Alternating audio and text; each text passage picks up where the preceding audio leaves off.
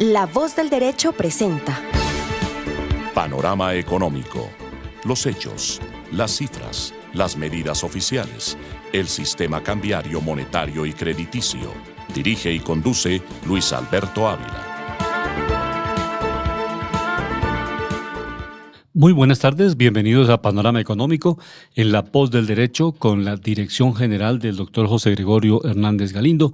Como siempre, le estamos acompañando hoy en la mesa de trabajo Alejandro Velandia, analista de mercados, en el control máster del ingeniero sonido Andrés Rocha y quien les habla, Alberto Ávila. Bienvenidos.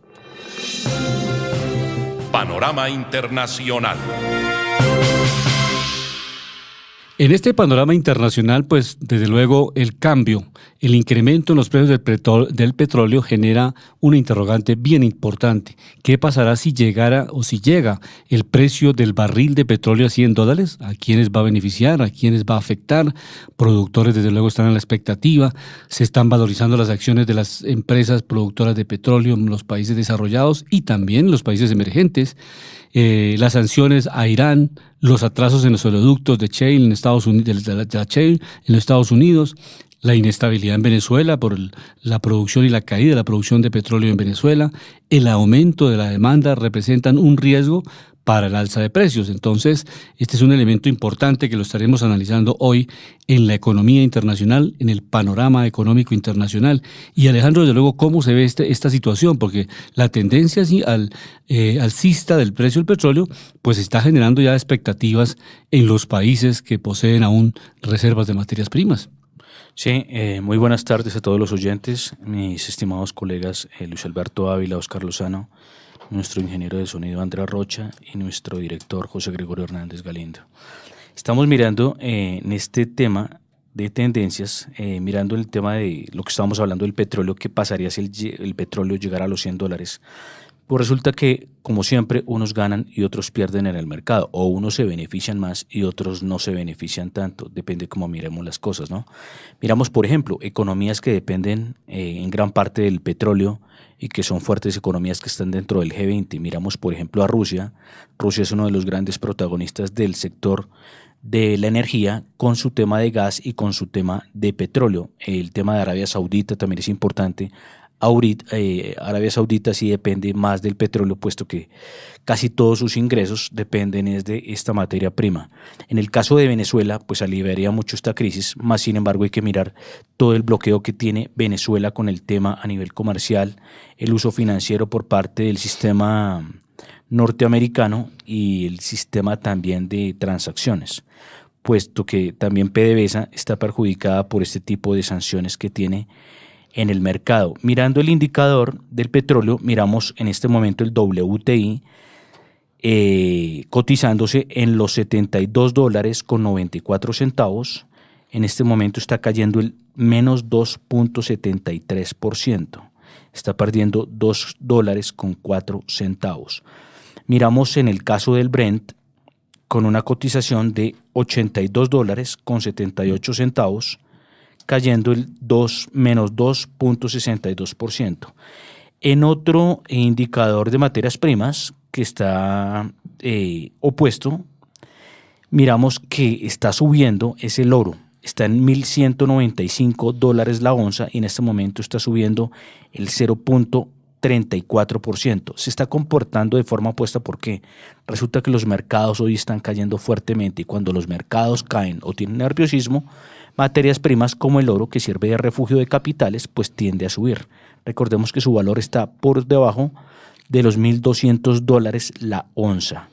Y también mirando en indicadores importantes a nivel internacional, vemos a la bolsa de los Estados Unidos que está cayendo fuertemente en sus tres indicadores principales, comenzando con el Standard & Poor's 500, en donde está teniendo una caída del menos 2.43%, cerrando en los $2.818. Mirando en el caso del Nasdaq Composite, está perdiendo, tiene un descenso más fuerte, está perdiendo 244 puntos y está cayendo en el menos 3.32%. En el caso del Dow Jones, lo vemos cerrando, recordemos este indicador agrupa a las principales industriales del mercado, lo vemos cayendo en el menos 2,09%, cerrando en los 25.878 puntos. Entonces miremos que no solo las materias primas están cayendo fuertemente hoy, sino también todos los indicadores a nivel internacional. Bolsas como por ejemplo la de Alemania también tiene una caída considerable y está cayendo menos el 2,21%, cerrando en los 11.712 dólares.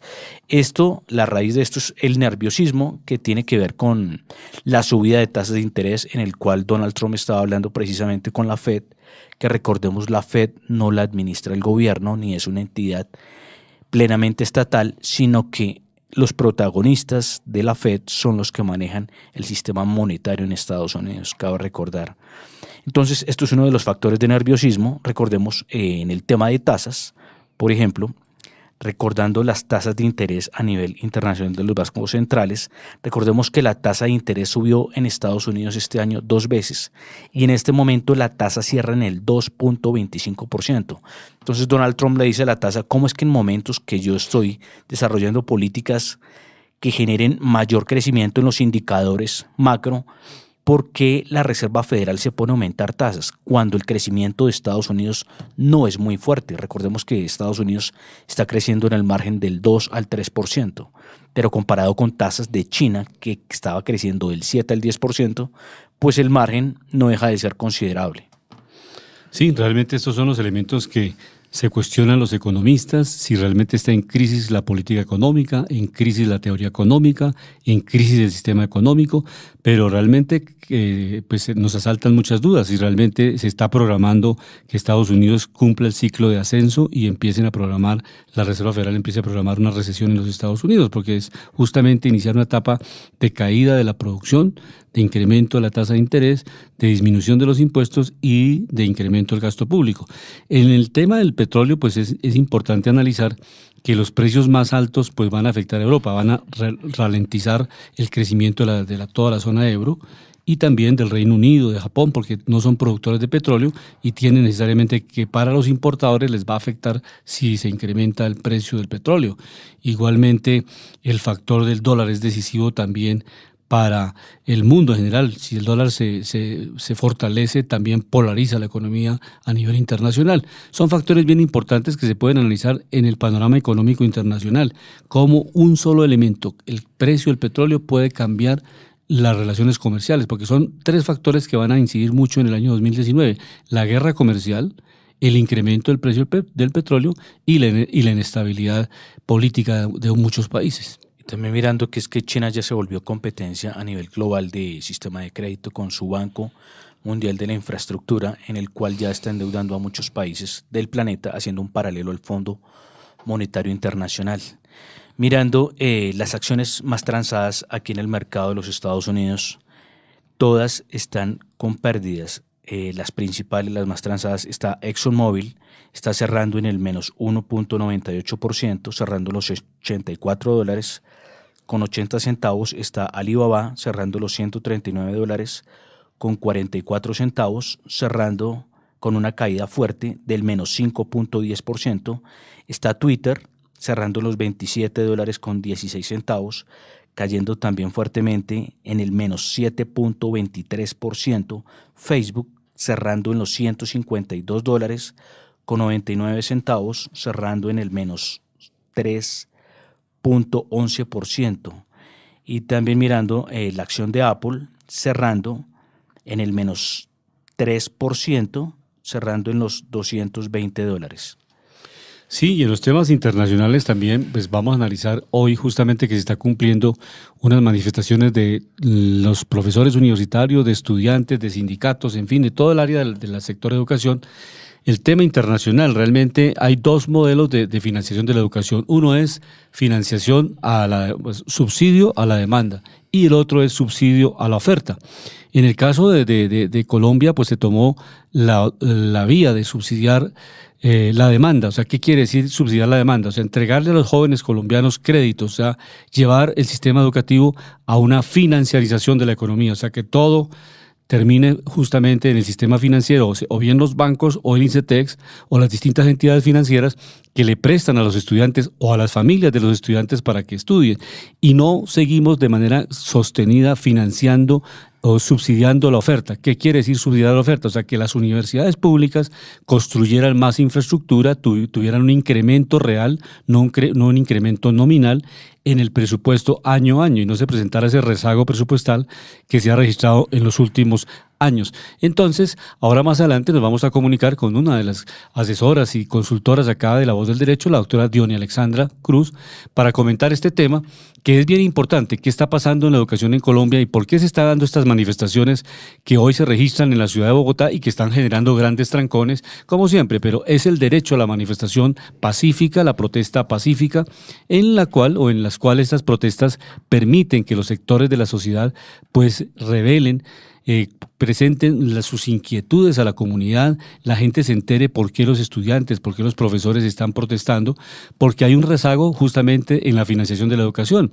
Por ese modelo que tomamos un modelo neoliberal, le entregamos al mercado, a ese mercado, a las fuerzas del mercado, la oferta y demanda de estos servicios, a diferencia de Europa, por ejemplo, que ha tenido la oportunidad de un estado de bienestar, y en el caso particular de Alemania, donde desde luego con méritos, con los exámenes de rigor y con las calificaciones especializadas para cada área, se permite que los estudiantes estudien toda su carrera con gratuidad, o sea que no tengan que pagar ningún costo por educarse, y también con el objetivo social de formar talento, de formar investigadores, formar científicos en cada área, que le da la verdadera innovación y el verdadero posicionamiento a nivel mundial a cada país.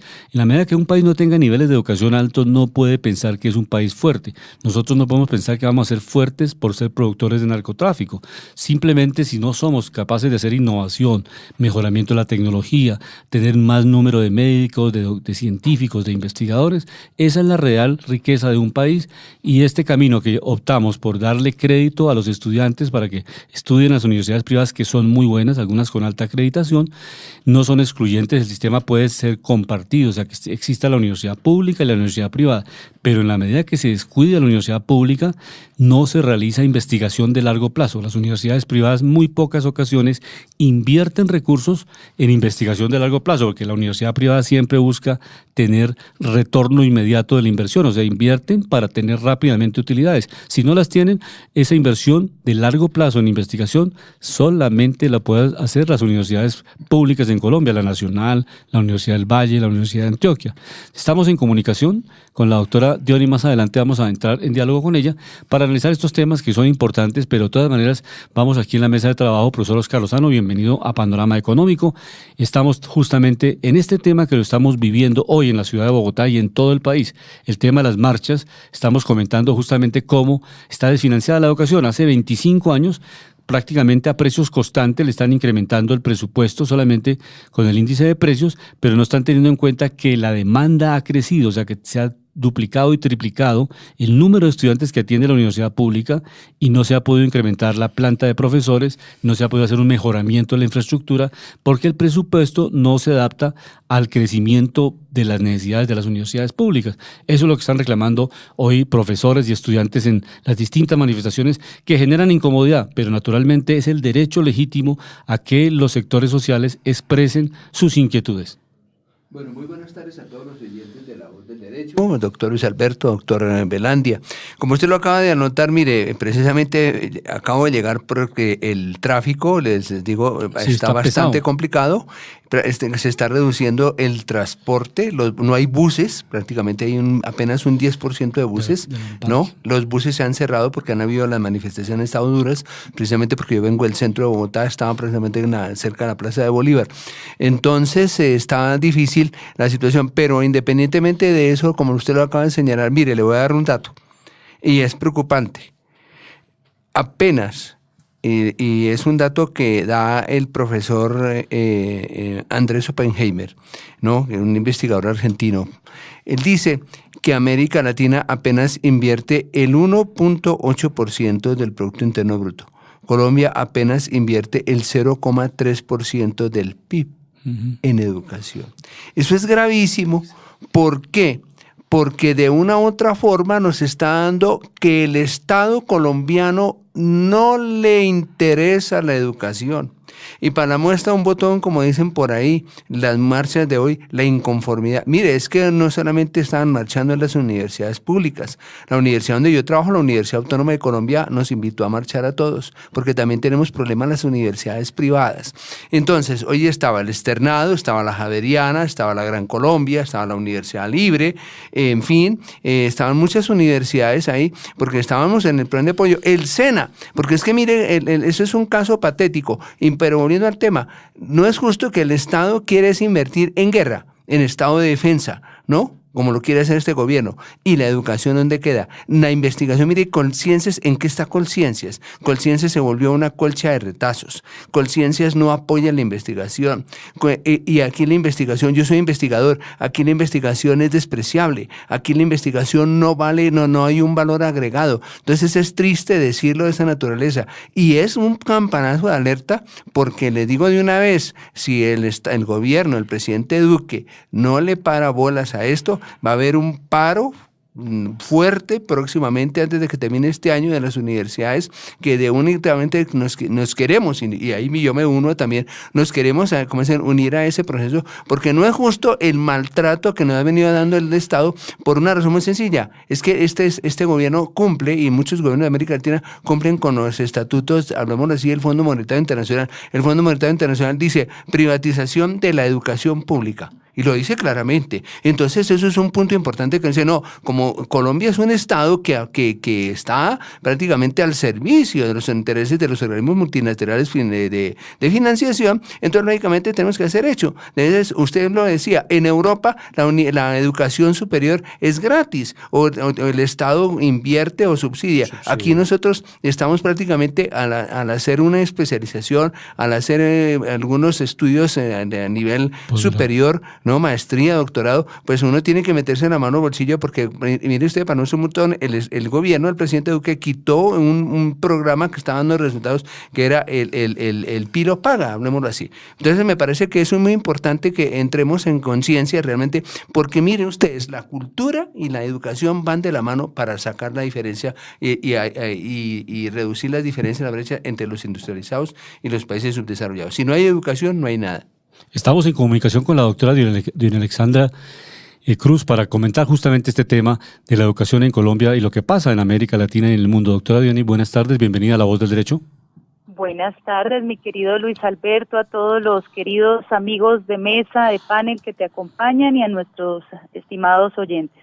Sí, hay dos temas importantes. Primero, celebrar hoy el Día Internacional, que también tiene que ver esto con los recursos, porque no van los recursos a los sectores más necesitados. El tema de la salud mental también, que es importante, la formación de psicólogos, de las personas que tienen que acompañar a la tercera edad, todos esos factores que además con la robotización, estos son los empleos que se van a mantener en el tiempo, son empleos que no los pueden seguir prestando las máquinas, tiene que prestar la gente con mucho afecto, con mucha devoción y dedicación. Y hoy justamente en el Día Internacional de la Salud Mental, doctora, ¿cómo está ese panorama internacional frente a este tema específicamente en primera instancia? Pues mi querido Luis Alberto, este es un tema altamente preocupante, más en un país como Colombia, que ha sido atravesado por décadas de violencia, de conflicto armado, de naturalización y normalización de las violencias en nuestras vidas cotidianas. Ya sabemos que más del 90% de las violencias en Colombia ocurren en el seno de las familias, de los hogares, igualmente en la escuela, ocurren en el ámbito laboral, en los espacios públicos, las intolerancias. Esta situación pues es sumamente grave y se debe justamente a esa falta de políticas públicas robustas en el tema de salud mental. Colombia tiene una ley de la República, que es la Ley 1616 del 2013, que garantiza a todos los ciudadanos, priorizando además a los niños y las niñas, la salud mental vista como un derecho.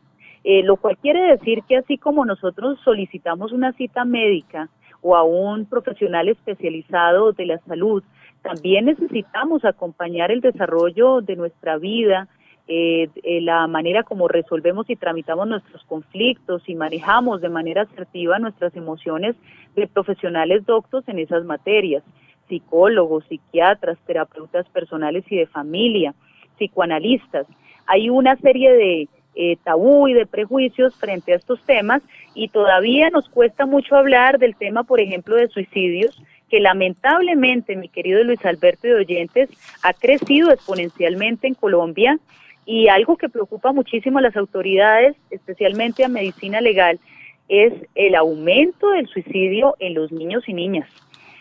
Así que hay mucho realmente por hacer en esta materia cuando hablamos, por ejemplo, de bipolaridades o depresiones o problemas de trastornos obsesivos compulsivos, pues las personas no conocen estos temas y lo que de alguna manera hacemos es discriminar a las personas que padecen este tipo de situaciones, de enfermedades o de trastornos, cuando en realidad lo que tenemos que hacer es tejer todo un proceso, digamos, protector en la sociedad, comprensivo de las realidades y tratar de evitar que estas circunstancias se presenten.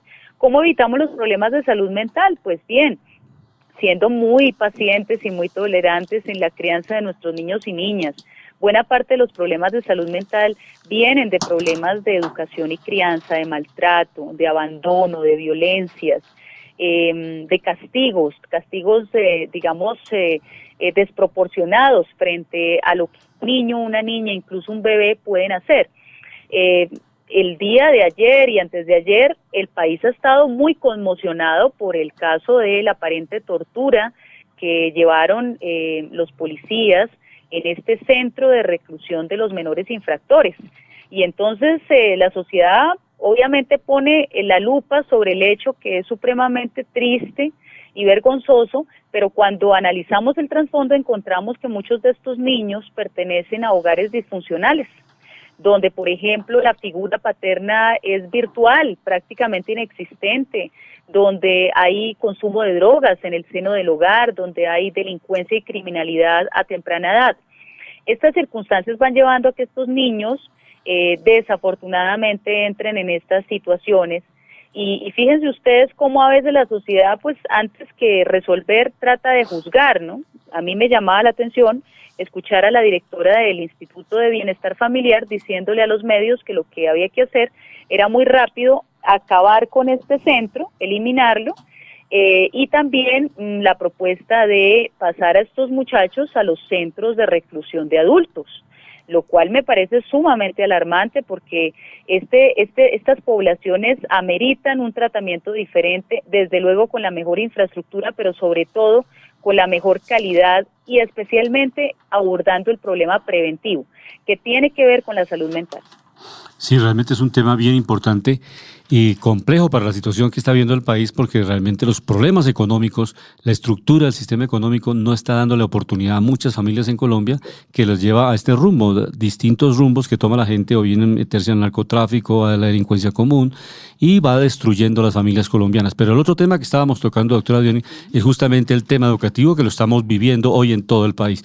La gente, los estudiantes, los profesores, los sindicatos, se están movilizando en las ciudades y generando pues traumas en la movilidad, pero lamentablemente las condiciones los ha llevado a esto, a protestar, a dejar una constancia de que el presupuesto no alcanza, porque tomamos, como lo comentábamos al inicio, el camino de subsidiar justamente la demanda, o sea, endeudar a toda la población, darle crédito a todo el mundo para que la gente estudie solamente con crédito y tome la ruta de la universidad privada, y inclusive la gente que está en la universidad pública está endeudándose porque ya la universidad pública también se está privatizando, de tal suerte que esta situación ha generado lo que estamos viendo hoy, las marchas en todo el país. Claro, y realmente lo que tú acabas de decir me parece sumamente sabio. Lo que nosotros tenemos que hacer es solidarizarnos con esa realidad. Mira qué importante ha sido que este ejercicio haya convocado tanto a la universidad pública como privada.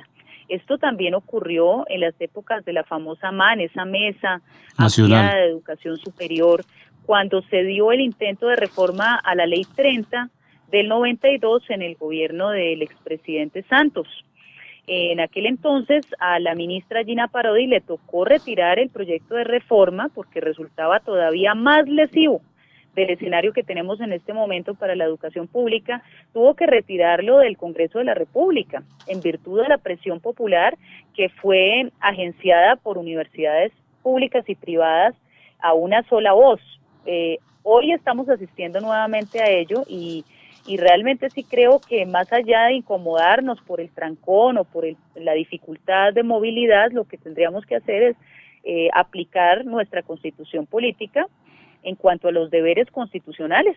Tenemos un deber de ser solidarios, y solidarios implica que un país que le apuesta a la educación, como ustedes bien habían planteado al inicio de esta conversación, estaban conversando allí en el panel de análisis, pues solo un país que le apuesta con seriedad a la educación, a la cobertura, a la accesibilidad, a la calidad, a la infraestructura física también, a la descentralización de esa oferta educativa en las regiones de nuestro territorio y de sus territorios, es un país que camina hacia el progreso, es un país que verdaderamente puede decirse competitivo, productivo, es un país que se inserta en un mundo globalizado de mejor manera. Pero aquí estamos en una circunstancia desde los años 90 de privatización total. Incluso el programa Ser Pilo Paga, del que yo en esencia soy defensora, yo creo que ha sido muy importante que se rompa esa idea del prejuicio que hay universidades para ricos, para pobres, para clase media, y que tengamos en las universidades privadas bien ranqueadas del país excelentes estudiantes que han luchado, se han sacrificado y con mérito han conseguido sus cupos en la universidad privada. Lo que creo es que el país tiene que cambiar la fórmula de financiación y hay que apelar a la corresponsabilidad del sector privado en materia educativa. ¿Qué quiere decir? Que debería promediarse el valor de matrícula de un estudiante, obviamente a la altura de lo que está haciendo el mundo. La Organización para la Cooperación y el Desarrollo Económico, organización a la que Colombia ya pertenece, tiene un gasto calculado en $10.000, ¿sí? En promedio, una inversión de $10.000 por estudiante, y nosotros estamos, imagínense ustedes, con la cifra más baja de toda América Latina, invirtiendo solo $3.245 en promedio. Entonces, si nosotros le apostamos a una buena inversión, supongamos que hacemos una fórmula promediando lo que cuesta ese estudiante en la universidad pública, privada, acercándonos más al valor en la universidad pública, y ese es el valor que le vamos a pagar a las universidades privadas por recibir a esos jóvenes de Ser Pilo Paga, creo que quitaríamos ese argumento que el programa Ser Pilo Paga nos está desfinanciando la educación superior, que no lo creo, porque entre otras cosas solo representa el 2% del total de inversión en educación del país.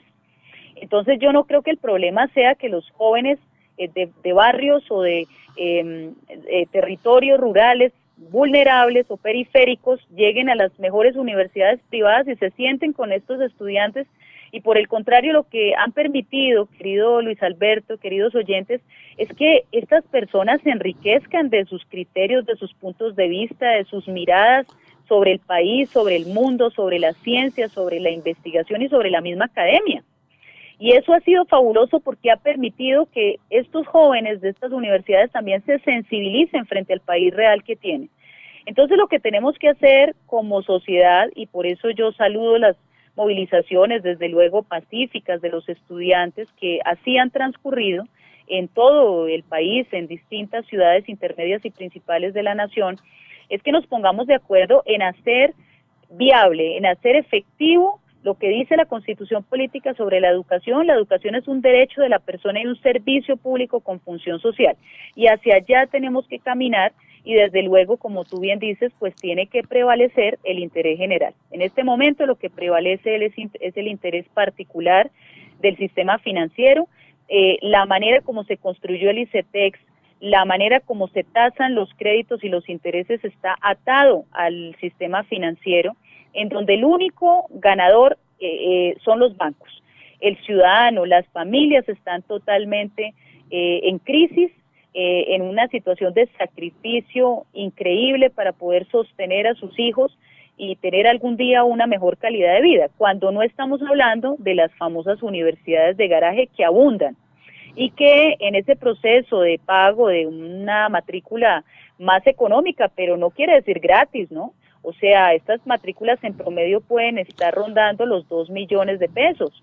Y eso sumado, y hablando de miles de estudiantes que se ven abocados a esas universidades de garaje, pues estamos hablando de verdaderos emporios económicos.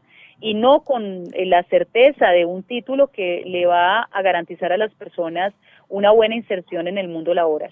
Sí, y lamentablemente si no hay garantía por el servicio prestado, no hay devolución de su dinero, porque ya los bancos han prestado la plata, nunca se lo van a devolver, y la persona, si no estudió en una buena universidad, pues perdió su inversión. Esa es una triste realidad para la gente de menores recursos en Colombia. Doctora Diony, muchas gracias, y seguiremos comentando estos temas de impacto económico para toda la población en Colombia. Mi querido Luis Alberto, como siempre, feliz de estar con ustedes, complacida y honrada de participar y contribuir en tu fabuloso programa en La Voz del Derecho. Un saludo muy especial para todos quienes te acompañan hoy en la mesa de análisis, y a nuestros queridos oyentes, como siempre, un gran abrazo. Muy buena tarde. Vamos a unos mensajes y ya regresamos. Escuchan La Voz del Derecho, la única emisora destinada al conocimiento y a la crítica jurídica. Todas las ramas del derecho ante nuestros oyentes. Las normas, las reformas, las sentencias, las demandas, las denuncias, los sistemas jurídicos, la crítica y el análisis. La Voz del Derecho, radio en profundidad. Están escuchando La Voz del Derecho, el sitio del análisis, la ponderación de conceptos y la crítica respetuosa. Síguenos en nuestras redes sociales, Facebook, emisora La Voz del Derecho, y en Twitter, @La Voz del Derecho. La Voz del Derecho, 24 horas de programación agradable y actual.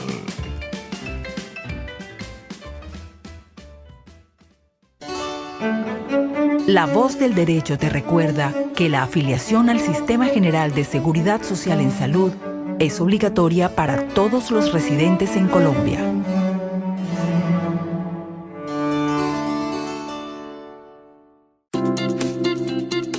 La Voz del Derecho, radio especializada, llega a todas partes por distintos conductos en la era de la tecnología. Escuche nuestras emisiones en internet www.lavozdelderecho.com, delicast.com, La Voz del Derecho, Wonder Radio, La Voz del Derecho, TuneIn, La Voz del Derecho, iVox, La Voz del Derecho. La tecnología puesta al servicio de la cultura, la comunicación y la legalidad. La Voz del Derecho, una radio de temas y propuestas.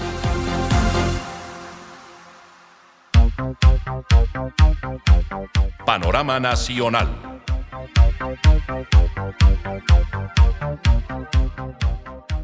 En el panorama nacional tenemos unos indicadores bien importantes: cuánto invierte Colombia en algunos sectores estratégicos. Justamente estos datos que estamos dando de la educación, que está en dificultades financieras. Vamos a ver qué invierte Colombia, Alejandro, en estos sectores económicos estratégicos.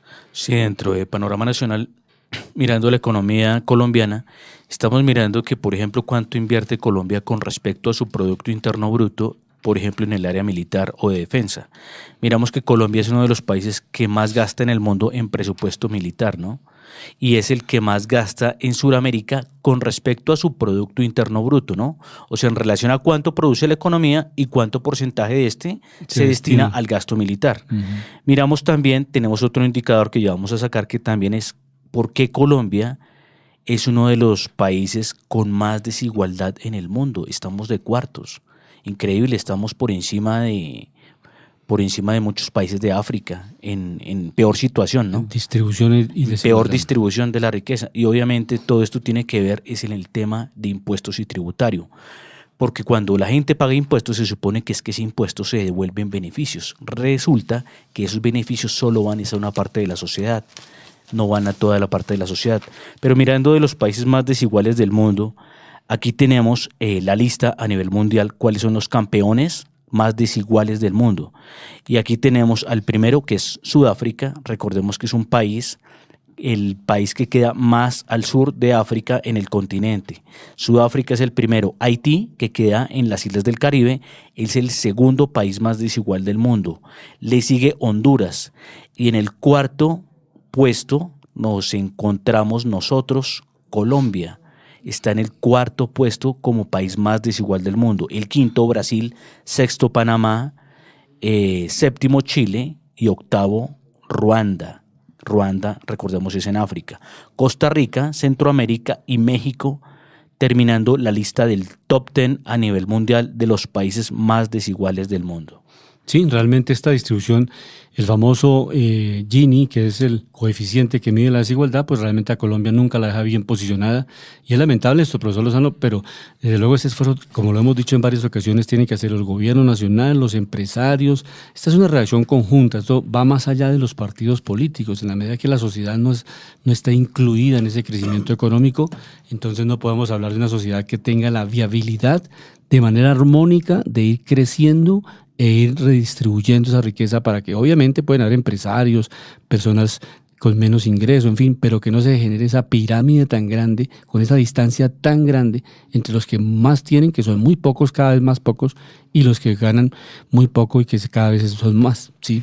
Mire, hay un dato importante. Las Naciones Unidas, el Banco Mundial, desde hace 2 años han venido enunciando una estadística que es bastante preocupante.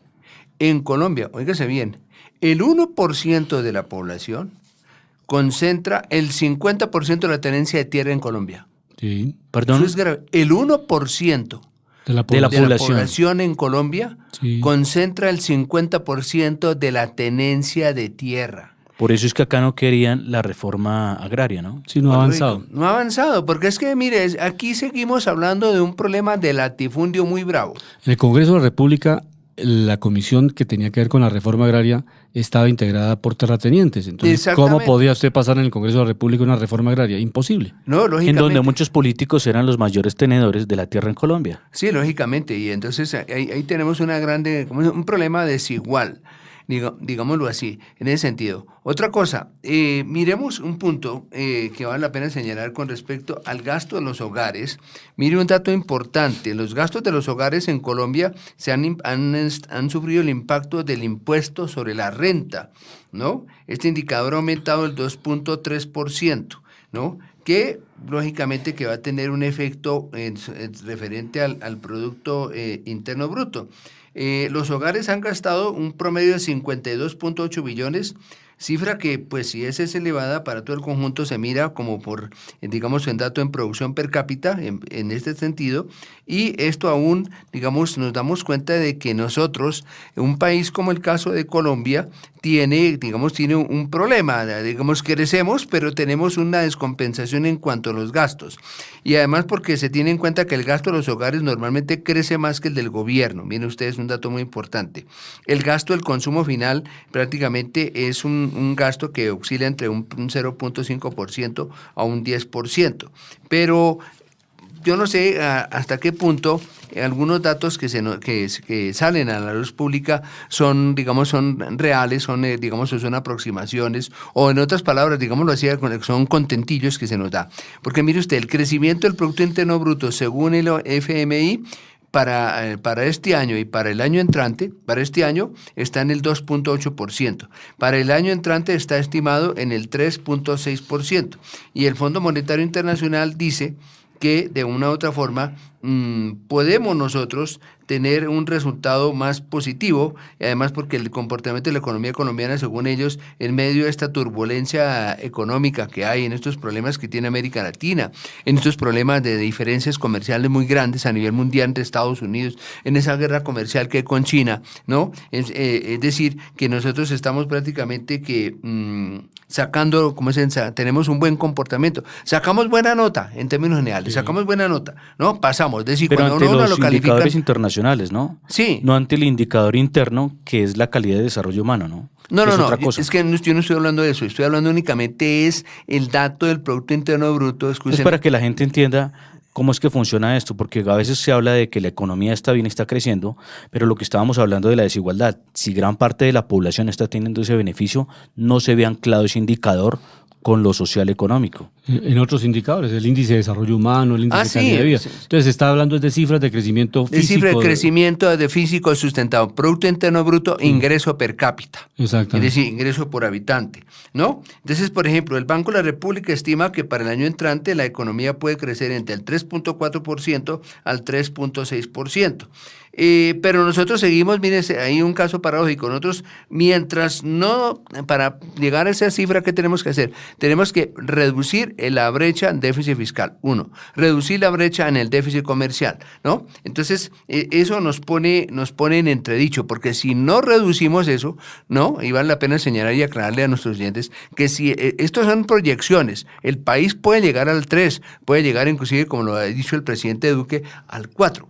Pero hay una cosa muy importante, mientras que las reformas económicas, la política económica, el plan de gobierno, de ajuste, no tengan los efectos en la economía, es decir, que del 2.6 en el que estamos, lleguemos al 2.8 ahora en noviembre, diciembre, y para el año entrante se arreglen las cargas, para llegar aunque sea a un 3.0%, no estamos diciendo absolutamente nada. Es decir, depende de la política económica. Miren ustedes, volvemos al mismo punto que hablábamos anteriormente, el tema de la educación. Un punto fundamental que toca esto es la educación. Si hay educación, miren ustedes, es como un efecto, como una ecuación, diría yo, sin temor a equivocarme. Si hay una mayor inversión en educación, va a haber un mayor nivel, digamos, de cultura. Mire que el presidente Duque habla de su economía naranja, pero yo me hago esta pregunta.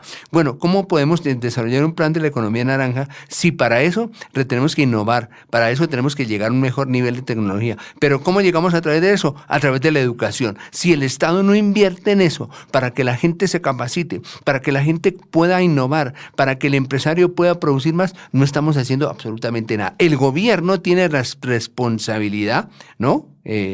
Doctor Velandia, de entrar a dinamizar para que todos estos indicadores tengan un efecto positivo. De lo contrario, nos estamos quedando prácticamente en el papel, diría yo. Sí, porque si no se da el efecto... No pasa nada. Si no se da el efecto que mirábamos en Estados Unidos, ¿por qué China se volvió fuerte? Fue porque los empresarios de Estados Unidos llevaron su manufactura a China, ¿sí? No le estaba beneficiando a la gente. El indicador puede subir, pero el índice de desarrollo humano se cae. Mire lo que pasó con la ciudad de Detroit, que era tan importante en los Estados Unidos.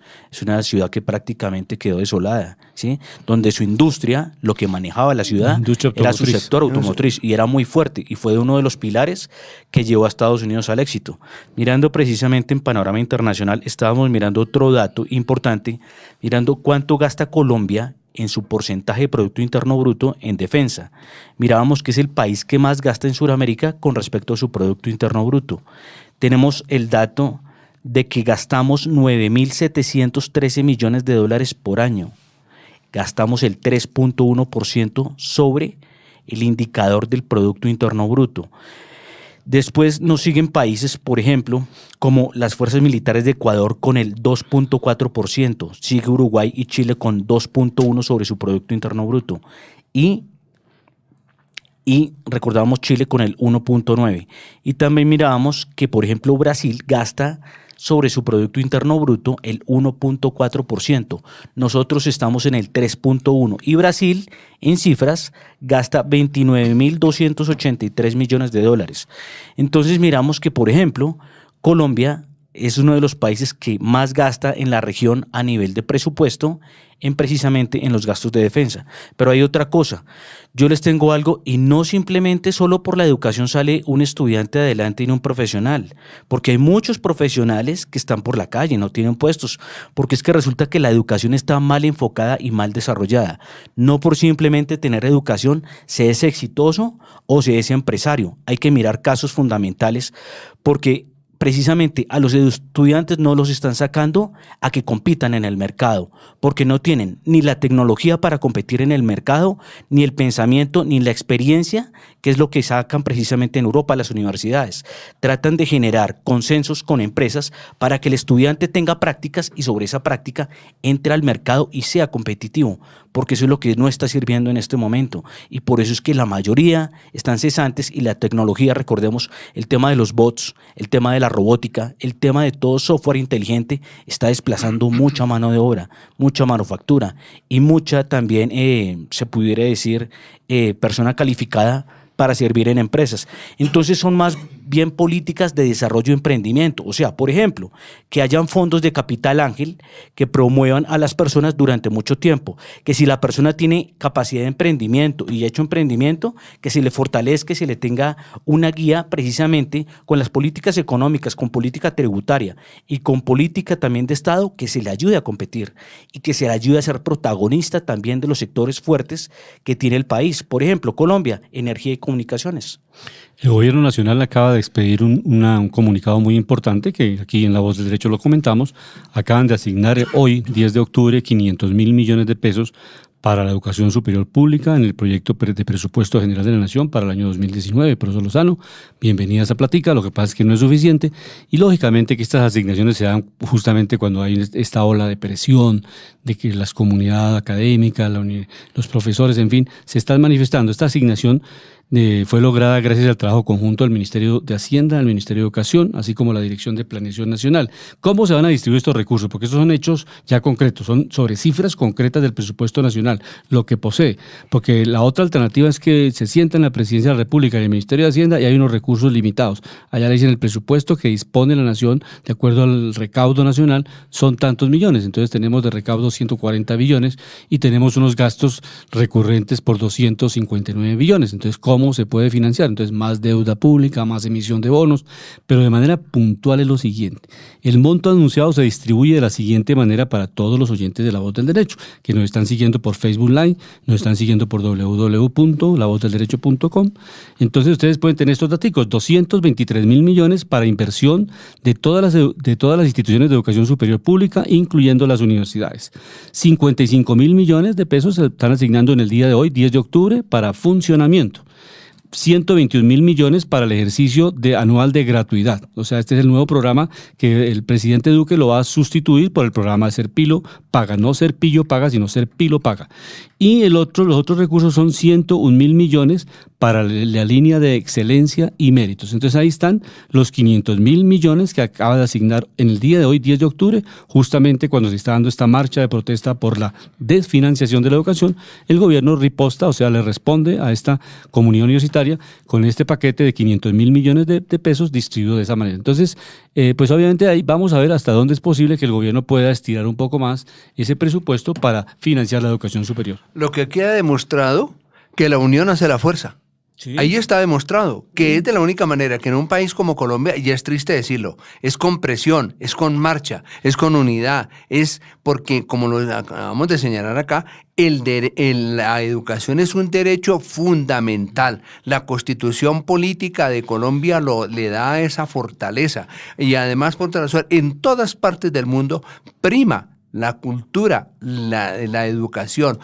Miren ustedes cuál es la diferencia, como lo hemos señalado acá. En los países industrializados, la educación prima y eso da invierte. Miren ustedes, un ejemplo, hablábamos de China hace un momento. El profesor Oppenheimer en su libro, ¿no? Basta Historias, señala que China está invirtiendo, prácticamente está haciendo unos intercambios con las universidades norteamericanas, especialmente o específicamente con Harvard, ¿no? Y está aportando prácticamente casi un 2%, un 3% del Producto Interno Bruto para hacer intercambio, para que los chinos aprendan el inglés, para que los chinos estudien, se especialicen, en fin, etcétera, logren a niveles más de mayor nivel educativo. Entonces eso nos da es el interés del Estado. Entonces es triste decirlo, pues muy bueno, bienvenidos a esos recursos que usted acaba de señalar, doctor Alberto.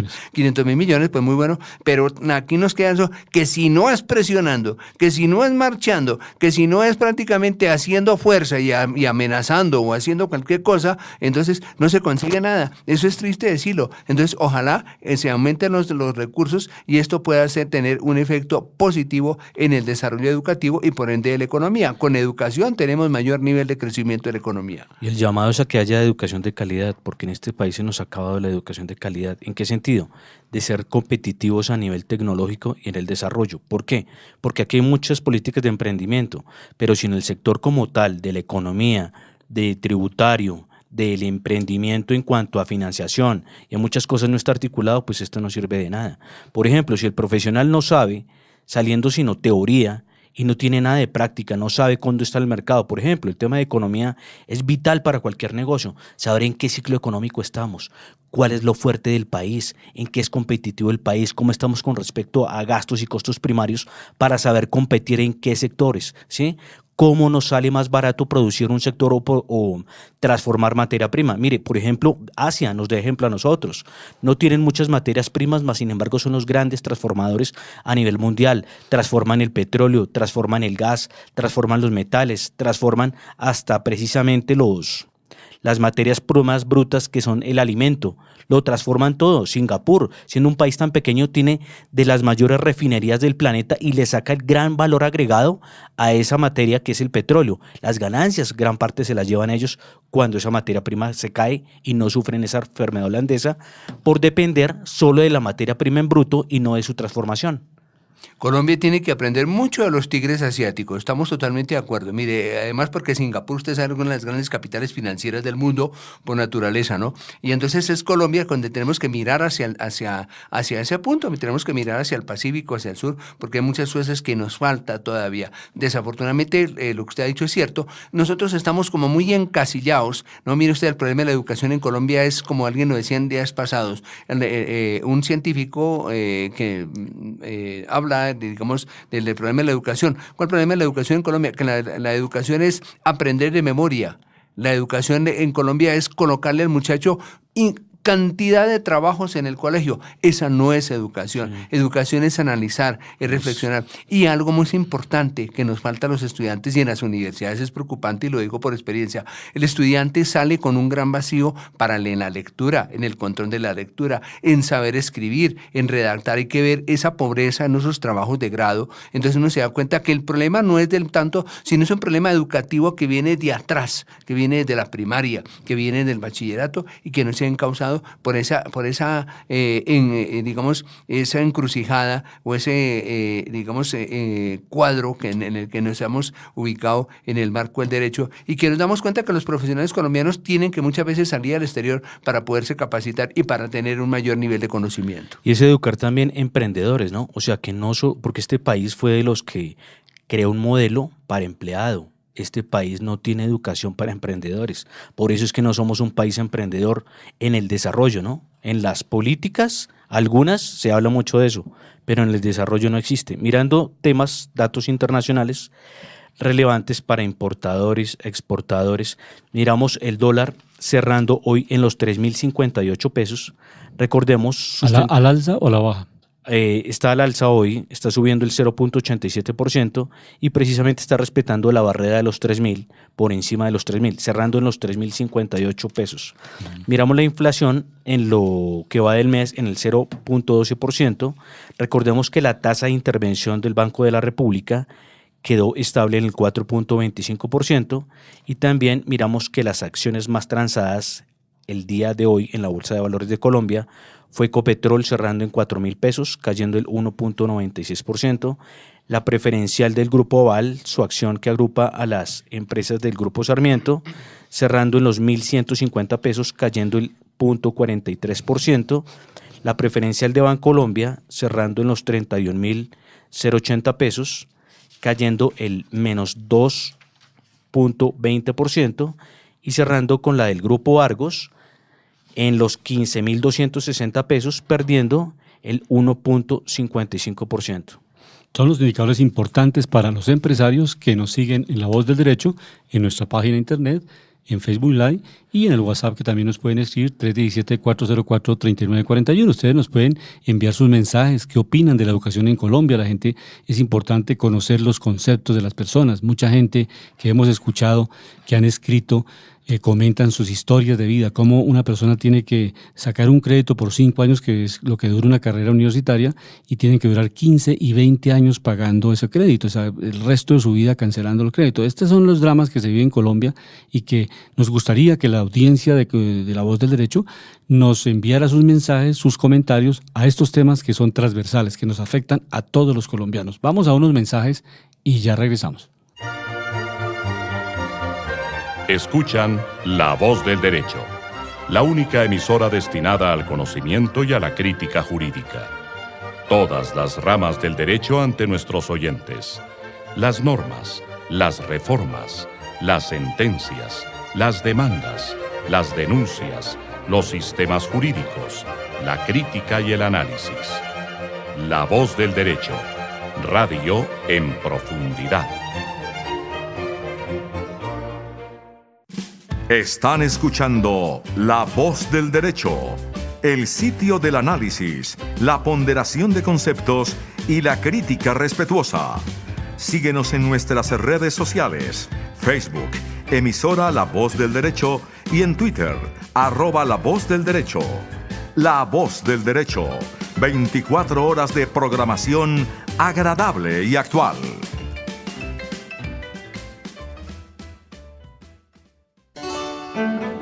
La Voz del Derecho te recuerda que la afiliación al Sistema General de Seguridad Social en Salud es obligatoria para todos los residentes en Colombia.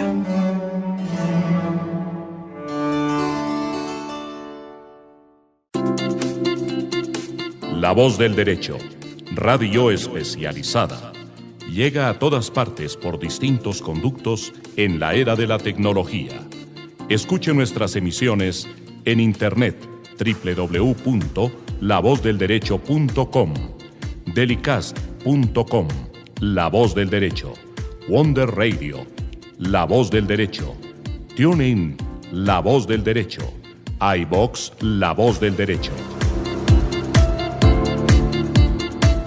La tecnología puesta al servicio de la cultura, la comunicación y la legalidad. La Voz del Derecho, una radio de temas y propuestas.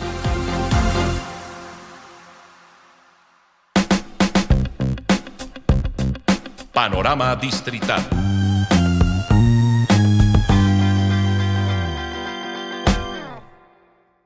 En el panorama distrital, pues desde luego el sector privado, las empresas que hacen parte del crecimiento de Bogotá, celebraron en el día de ayer, la Cámara de Comercio de Bogotá celebró sus 140 años de fundación.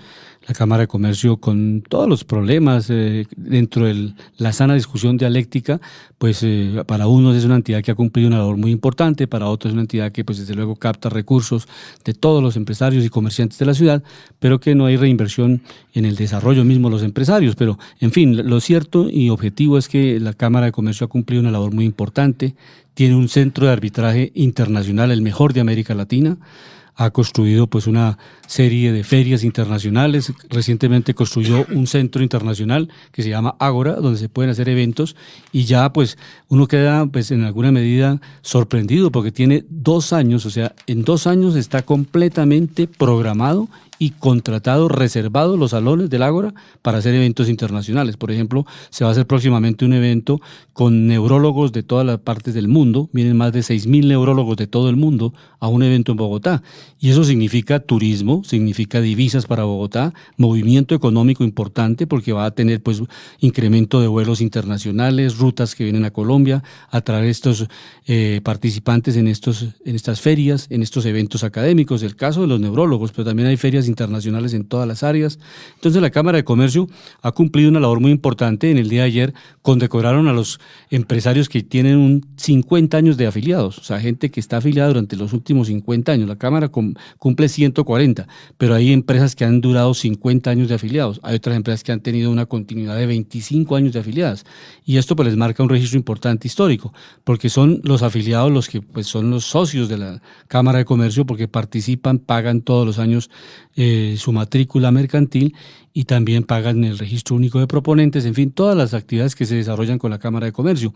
Igualmente, pues también desarrollan la actividad cívica porque la Cámara ha prestado servicios a la ciudad también, ha participado en los estudios de seguridad ciudadana, en los estudios de movilidad, en los estudios que tienen que ver con el tema de la educación en Bogotá, y también es una entidad que ya promovió una universidad. Tenemos la Uniempresarial, que es justamente lo que estábamos hablando, una universidad que combina la teoría con la práctica. Todos los jóvenes hacen un semestre y hacen un semestre de práctica, y así sucesivamente van combinando hasta que terminan su carrera. Eso es lo que le permite al estudiante al final es tener una experiencia comprobada, ya registrada, no registrada en notaría, porque últimamente los funcionarios del gobierno nacional que están nombrando están registrando una serie de títulos que nunca los tienen, los registran en notaría, o actividades que nunca han desarrollado y pasan por una notaría y lo registran, pero eso realmente no lo expide una universidad, no lo debe expedir la notaría, sino las universidades certificadas y calificadas en el Ministerio de Educación. Entonces la Cámara de Comercio de Bogotá fue creada en 1878 y pues la principal labor es trabajar por el fortalecimiento de los empresarios en Bogotá, con capacitación, con asesoría jurídica, con asesoría en arbitraje nacional e internacional. Esto le permite a los empresarios pues tener un referente para que se vaya actualizando en las distintas áreas. Por ejemplo, en el campo tributario, ahora la mayoría de empresarios ¿en qué debe prepararse? En el tema de la facturación electrónica. La gente y las empresas deben prepararse en eso. Porque hace unos momentos comentábamos, los jóvenes, el problema no es crear una empresa, el problema es tener la sostenibilidad de esa empresa, o sea, mantenerla en el tiempo. Yo puedo ir a la Cámara de Comercio, un estudiante o varios estudiantes, formar un equipo, una empresa, registrarla en la Cámara de Comercio y el año ya no existe porque no tuvieron ninguna actividad, no hicieron ningún contrato, no desarrollaron ninguna innovación, en fin, fue una empresa que nació y no pudo desarrollarse. Entonces, lo más importante es la proyección, el objetivo por el cual se crea una empresa. Y la otra parte importante, que es la disminución de trámites. Ayer el presidente Duque anunciaba justamente en esta celebración de los 140 años de la Cámara de Comercio, la disminución de trámites. Además de la disminución de trámites, es también la carga tributaria para los pequeños empresarios. Mire, un pequeño empresario se equivoca en pagar el IVA o se lo olvida o no lo hace bien, no lo liquida bien el IVA del cuatrimestre o el bimestre, depende de la actividad y el tamaño de la empresa. Ese empresario pequeño que no tiene grandes asesores tributarios paga una multa y muy cara y paga intereses y muy caros a la DIAN. Obviamente que los grandes conglomerados tienen un bufete de abogados tributaristas que los puede defender y pueden disminuir la carga tributaria en un momento determinado. Entonces los pequeños empresarios a veces quiebran por malos manejos administrativos, porque el empresario puede ser un excelente químico, un excelente biólogo, un excelente ingeniero agrónomo, que desarrolla muy bien su proyecto especializado en su área científica. Pero si no tiene un equipo administrativo que lo asesore en el campo tributario, en el campo comercial, en todas las áreas, pues a veces fracasan es por estos errores que se cometen en los trámites de importación, de exportación, que no hacen los trámites legales con INVIMA, con las entidades de control, y terminan pagando grandes cantidades de multas o en grandes cantidades de sumas de dinero en multas que van a afectar el desarrollo de la empresa en muchas oportunidades, los lleva a la quiebra. Por eso es importante que el gobierno cree un instituto, una institución que ayude al empresario a formarse en todas estas partes y que le ayuden a hacer un seguimiento, cosa que pasa en Europa, que por ejemplo en Europa las fuertes son las pymes, que son las pequeñas y las medianas empresas. Tienen buena financiación, tienen periodos largos de exenciones mientras que logran desarrollarse, tienen incentivos. Por ejemplo, no sé si muchos tienen claro el tema de las startups, que son las creaciones de empresas, pero a rápido crecimiento, o sea, de forma rápida, precisamente con esos volúmenes de capital tan grandes, como empresas como WhatsApp, que llegó a ser comprada por 19.000 millones de dólares en el tema de 1, 2, 3 años, llegó a crecer tanto. El tema de Facebook, que en unos años, menos de 10 años, menos de 7 años, llegó a costar más de 200.000 millones de dólares. Entonces es precisamente tener unos instrumentos para ayudar a esas empresas a ingresarlas al mercado, que tengan patrocinio, que tengan también una visión corporativa de competitividad. Por eso es que hoy en día se está volviendo muy moda a nivel mundial ser competitivos a nivel país en tema de déficit fiscal, lo que comentaba el doctor Lozano hace un momento, déficit comercial y déficit en todas sus cuentas. ¿Por qué? Porque si los países no son eficientes, resulta que van a desaparecer. Por eso es que Donald Trump precisamente quiso hacer en Estados Unidos la reforma fiscal tributaria y bajarle los impuestos a las empresas del 40 a 35% al 20 y al 15%, porque él vio que precisamente las grandes multinacionales están migrando a través del planeta. Donde les cobren más barato, para allá se van. Caso que pasó en Irlanda. Google, me acuerdo tanto, llegó a tener un problema en Irlanda con el gobierno, pero ya en tema de Bruselas, que le empezó a decir cómo era que estaban pagando sobre el 2.2% de impuestos, cuando obviamente lo pactado era el 10 o el 14%, pero miren esas rentas a países que se tiene que pagar más del 35%. Y si no recuerdo mal, aquí sumado los impuestos en Colombia, una empresa tiene que estar pagando con todos los impuestos casi el 70%. Entonces tenemos que ser competitivos también y hacer, por ejemplo, lo de modelos países exitosos. Recordábamos como Noruega, Qatar, Singapur, Emiratos Árabes Unidos, donde precisamente los impuestos son tan bajos, atraen tanta inversión y hay tanto desarrollo. No solo son puentes financieros, son puentes logísticos y son puentes también de atraer mucha inversión y desarrollo. No es por nada que Irlanda, a través de una situación muy complicada que tenía con la caída de la zona de euro por tema de deuda pública, hoy es uno de los países más ricos de Europa. Y de otro lado, un fallo de un juez de Bogotá acaba de despejar el futuro. Esto fue un fallo ya de hace unos días, pero es importante mencionarlo aquí en La Voz del Derecho, que es una emisora de las primeras emisoras en Colombia especializada en los temas jurídicos. Un fallo de un juez de Bogotá acaba de despejar el futuro del proyecto de ciudad Lagos de Torca. Es un proyecto grande. Ahí se piensa, doctor Lozano, desarrollar al norte de la ciudad 128.000 unidades de vivienda. Entonces es un proyecto importante, integral, con una planeación bien diversificada, con unas vías, con unas zonas verdes. Este proyecto, en la próxima semana en Panorama Económico daremos a conocer las declaraciones del alcalde de Bogotá, del director de planeación, del gerente de este proyecto, para que los oyentes de La Voz del Derecho tengan una visión de cómo va a ser este desarrollo urbanístico de Bogotá al norte de la ciudad. Llegamos al final de Panorama Económico con la dirección general del doctor José Gregorio Hernández Galindo.